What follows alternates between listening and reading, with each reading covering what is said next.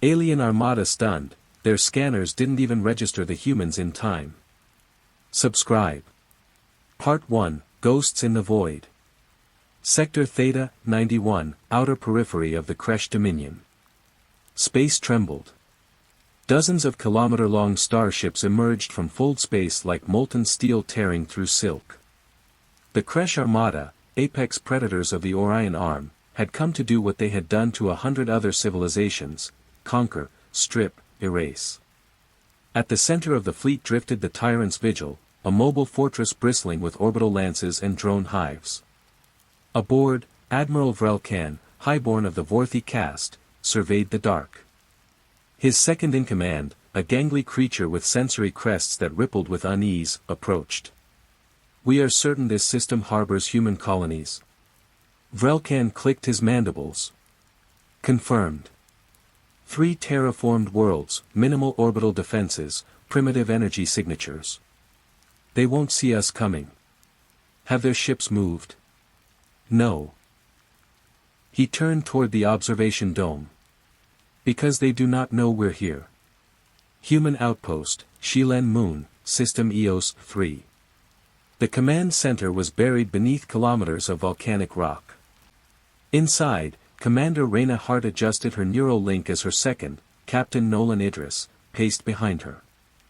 Still no visual confirmation on the Kresh. "Nothing," Nolan said, frustration in his voice. "Our long-range sensors went dark 8 hours ago. They're jamming us from deep orbit." Reyna stared at the star map. "Empty. Quiet. Too quiet." "We're blind," she said. "Which means they think we're deaf too." She tapped a panel, calling up a black flag protocol. "Prep the Aegis teams. Full cloak. Contact Earth via tight beam." Nolan paused. "You're activating Black Halo?" "Damn right I am," Reyna said, standing.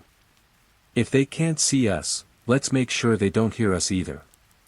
Kresh Armada, inbound trajectory. Aboard the Tyrant's Vigil, the fleet's scanners pulsed across the system. Powerful waves of tachyon radiation, gravimetric sweeps, and dark matter pulses. Nothing. Not a single defense array powered up. No transmissions. No engine signatures. Just silence. Vrelkan chuckled. "Pathetic. They flee before we even arrive."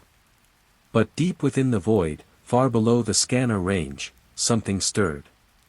Aboard the TNS Revenant, experimental human stealth frigate. Buried inside the magnetic shadow of Shilen's dead moon, the Revenant powered up its gravimetric shroud, a next-gen stealth system so advanced it rendered the ship indistinguishable from space itself. Commander Juno Sato, a quiet, calculating officer trained in counterfleet sabotage, watched as the Kresh Armada passed overhead. "They didn't ping us," said her tech officer. "Not even once." "Because they can't," Juno replied. "We're invisible." At her command, the Revenant activated its quantum feed link, sending encrypted pulses to other hidden Terran warships buried under asteroid fields, false moons, and orbital dust clouds. Reyna's voice came over the neural net, quiet and cold. "Wait for the heart to pass.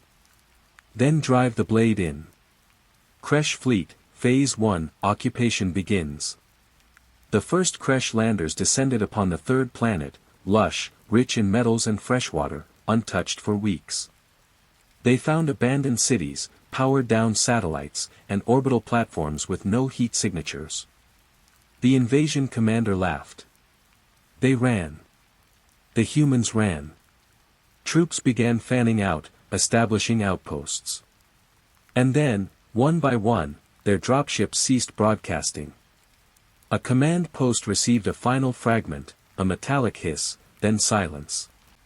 No fire. No scream. Just sudden, perfect absence. Admiral Vrelkan's crest stiffened. "What's happening?" "No visuals," a comms officer said. "No life signs. Our troops just vanish." He turned toward the display. And for the first time in over a decade, he felt fear. Human ambush, Ghost Protocol execution. Aboard the Revenant, Juno gave the order. Commence Ghostfall. Across the system, hidden Terran ships activated. Mass driver cannons fired guided shrapnel rounds at orbital crash engines. Stealth drones swarmed through carrier venting shafts, deploying nanites that devoured circuits and bone. No warnings. No declarations. No mercy. Every Terran soldier operated from complete cloaking, heatless, silent, invisible. And when they struck, it was always from behind. Within 6 hours, 11 capital ships went dark. Not destroyed. Just, silenced.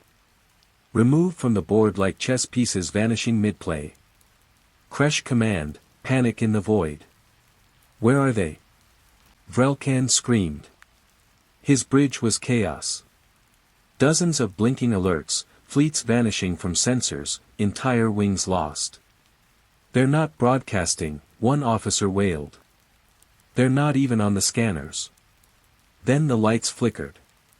And one by one, the displays turned black. Only one message remained, pulsing in Terran script. You looked for us with eyes too old to see. We were already inside your lungs. Humanity. Part 2, Smoke Between Stars. Kresh Armada, Fragmented Silence. The Tyrant's Vigil now floated alone in the void, its escort fleet reduced to drifting slag or unresponsive wrecks. Admiral Vrelkan stalked the command deck, mandibles twitching, voice rising. How can they strike from nowhere? Where is their signature? His crew stared helplessly at dead sensor grids, weapon systems that had refused to fire, corridors that no longer responded to override. We scan for thermal trails. Gone. Electromagnetic pulses. Nothing. Dark matter distortion. Still clean. There was nothing to detect. Nothing to fight. As if the enemy was space itself. Hidden theater, aboard the TNS Revenant. Commander Juno Sato reviewed live-streamed intelligence from recovered enemy ships. What do they know? Asked Lieutenant Kim. Enough to panic. Not enough to understand. She zoomed in on a feed, Kresh officers tearing out sensor panels, demanding scans that returned static. Good, Juno said. Fear blinds better than stealth tech ever will. She opened a fleet-wide neural net. Begin Phase 2. Break their spine. Phase 2, the spine break. While Kresh remnants retreated toward their command carrier for consolidation, Terran ghost teams moved in tandem. Strike Group Echo slipped through docking bays, planting quantum charges against antimatter storage tanks. Unit 7C bypassed hull shielding via folded space micro-wormholes, surgically severing power relays mid-pulse. Orbital kill satellites, previously disguised as Kresh debris, came online, firing pinprick singularity rounds that imploded shield generators from within. Every Terran weapon fired only once. One shot. One disappearance. One ripple of dread through the Kresh command net. Kresh Bridge, Tyrant's Vigil. They're not using weapons, one technician whispered. They're using absence. Vrelkan turned. What? Nothing explodes. Nothing burns. Ships go dark. Stations go cold. Troops vanish. They are unmaking us. The Admiral snarled. We are Vorthi. Born of the blood stars. We don't vanish, we consume. His rage was cut short by a silent alarm, hull breach, Sector 9G. The Admiral's quarters. The lights flickered. The emergency shutters dropped. The comms snapped into life. A voice. Human. Cool. Flat. Female. Hello, Admiral. Vrelkan whipped around. No source. You bombed Cradle Station. Killed our scientists. Our children. You laughed. She paused. Are you laughing now? The line went dead. His guards ran to the doors, locked from the outside. And from the ventilation duct, a black shape slid silently into the room. Shilen Moon, Command Post Echo Black. Commander Reyna Hart reviewed incoming status reports. All enemy cruiser-class vessels accounted for, her aide said. Neutralized. 17 minutes. No friendly losses. Reyna raised an eyebrow. None. None, ma'am. They never fired. She exhaled. That had been the gamble. Humanity had poured its best minds and darkest funding into Black Halo, a war doctrine designed not for counterattack, but for psychological extinction. You don't just beat your enemy. You erase their faith in victory. Civilian Outpost, Kresh Colony World Telvar. Back on the outer rim of the Dominion, the Kresh home worlds began receiving garbled, terrified messages from their fleet. They're ghosts. Even the stars feel wrong. The humans are the void. Then the feed ended with a final flicker. One last ping. A Terran voice speaking in perfect Kresh. Your empire dies not with a bang, but with a whisper. TNS Revenant, Orbit of Telvar. Captain Juno Sato stared out the viewing bay at the blue-green world below. The Revenant had orders not to fire.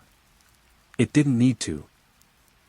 The Kresh colony ships were already leaving orbit, their citizens fleeing their own government, abandoning expansion for survival.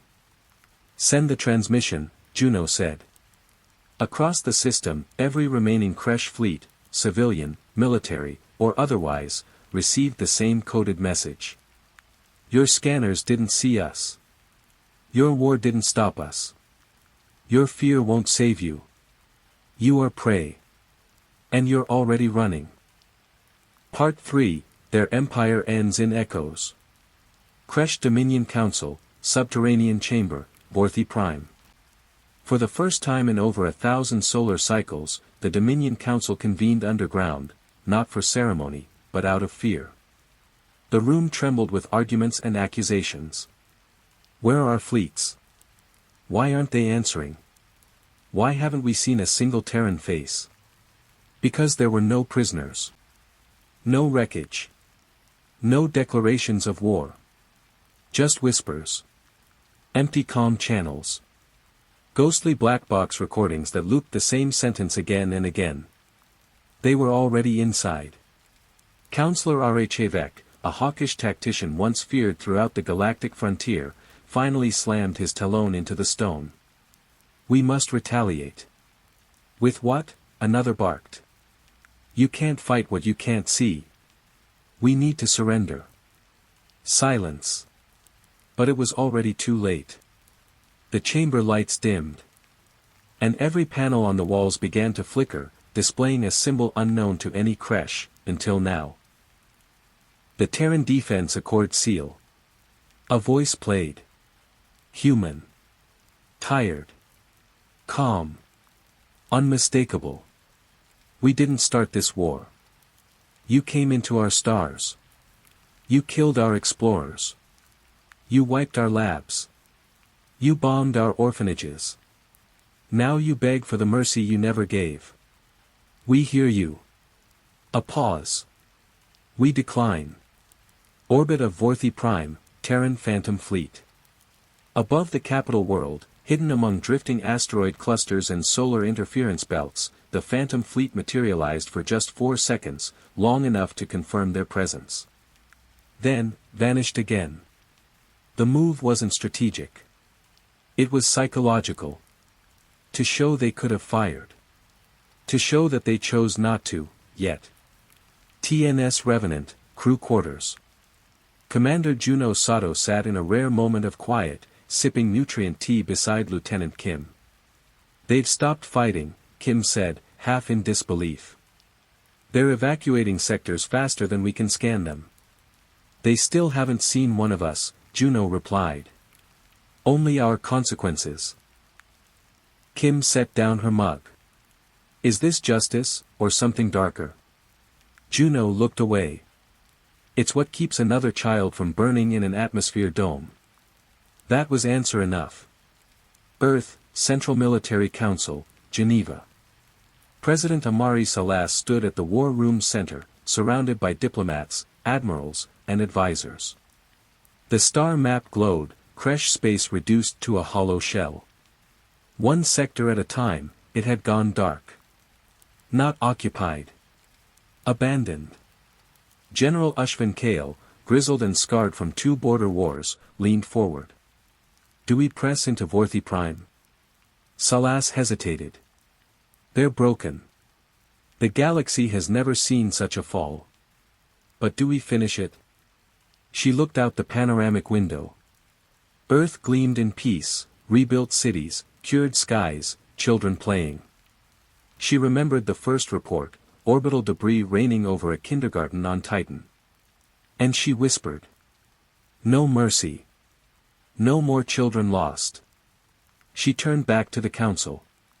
Burn their throne. Vorthi Prime, final strike. The Phantom Fleet gave no warning. It didn't need to. The orbital lances activated simultaneously, targeting military complexes, command uplinks, and orbital cannons with surgical precision. No civilian zones were touched. But the throne spire, the seat of the Dominion, was turned to plasma. The most advanced alien government in the Orion Arm was leaderless in 90 seconds. No ground troops deployed. No surrender demanded. Just silence, delivered with celestial precision. The aftermath. Entire alien sectors began to fall into line, not out of conquest, but from fear. Empires that had warred with humanity now begged to sign non-aggression pacts. Diplomatic envoys flooded Earth's ports. They spoke softly. And never asked to scan ships. Because they knew the truth now. By the time you saw a Terran vessel, you were already dead. Epilogue, Juno's last log. They came with fire. We answered with shadow. They scanned. They saw nothing. They struck. And vanished. Humanity did not fight to conquer. We fought to be left alone. Now, finally, we are. Part 4, The Shadow They Fear. Vorthi Prime, Ruins of the Throne Spire. In what remained of the Dominion's capital, a lone banner fluttered. Not of conquest. Not of Earth. It was blank. A symbol of silence. Of what the Kresh could not detect, could not understand, and now feared more than death. In the ruins, Vrelkan stood alone. Stripped of armor, caste, and command. Terran dropships had not come. They didn't need to. His world was already lost. He whispered to the empty winds, they were never here, but they never left. Orbit of Earth, Terran Military Archives. Commander Juno Sato stood in the debriefing chamber, surrounded by black glass holopanels and blinking quantum logs. A voice from the Terran High Council addressed her directly. Operation Black Halo is concluded. Containment complete. Civilian systems resecured. No remaining active hostiles. Juno nodded. Confirmed. Another voice spoke. You neutralized a Class 9 interstellar empire in under 4 weeks. With no mass deployment. Minimal loss. Zero planetary bombardment. Silence followed. Then came the final query. Was it necessary? Juno's eyes didn't waver. Yes. Terra Nova, Memorial Park. It was peaceful now. The war forgotten by some, immortalized by others. Children played in the grass. Holographic fountains flickered, casting light on names etched into black stone, not names of the dead, but of the vanished Kresh fleets. At the center stood a monument. A simple void, no shape, no image. A sculpture of absence. Beneath it read one phrase. They came. They scanned. They didn't see us. They never left. Council of Stars, Neutral Galactic Space. A summit of over 200 alien species convened in orbit of the dead world Alrun. No chairs bore Earth's symbol. No Terran envoys arrived. They hadn't been invited. And yet, none dared to speak without first pausing, as if listening for breath in the void. An ambassador of the Xyrelian League whispered. They say the humans can be watching now. Another, from the Vakari fold, replied, they do not need to be. From that day forward, a silent pact formed. Do not enter human space uninvited. Do not target their colonies. Do not trigger the dark. Because by the time your scanners notice them, you're already gone. Aboard the TNS Revenant, Deep Space. Juno Sato sat alone in the observatory deck, her hand tracing the outer ring of Earth's orbit on a holodisplay. Captain Nolan Idris joined her. We could have destroyed them all, he said quietly. We didn't need to, she replied. He paused. They'll never forget us. She looked to the stars. Good. We didn't fight to be remembered. We fought to be left alone. Final log, humanity's warning. Let it be known across all systems, sectors, and spirals. We are not conquerors. We are not monsters. We are survivors. And when you come for us, you won't see the warships. You won't see the soldiers. You won't even see the shadow. Until it's already behind you. The end.